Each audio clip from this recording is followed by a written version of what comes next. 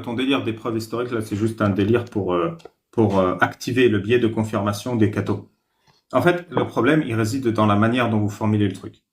Comme quelqu'un qui n'avait aucun intérêt à ce que Jésus ressuscite a dit que Jésus a ressuscité, alors c'est une preuve que de plus que Jésus a ressuscité.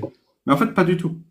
Quelqu'un qui n'a aucun intérêt à dire que Jésus ressuscite dit que Jésus ressuscite, c'est juste une preuve que soit ce mec avait un intérêt à le dire, soit que l'information est inventée.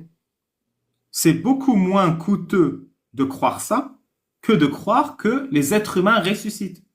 Et toute la, comment on dit, toute la sournoiserie de l'astuce, c'est de décaler le problème de est-ce que les êtres humains ressuscitent, qui est un problème insoluble parce que les êtres humains ne ressuscitent pas, au problème de est-ce que quelqu'un qui n'a pas d'intérêt à le dire le dirait. Et avec cette belle histoire, l'objectif de cette histoire, c'est pas de prouver que Jésus a ressuscité, c'est d'occulter dans l'esprit des croyants et des non-croyants qu'il faille prouver que les êtres humains ressuscitent, qui est toujours le problème de base. Voilà la manipulation. J'espère que tu m'as écouté attentivement et que tu vas te rendre compte de la supercherie.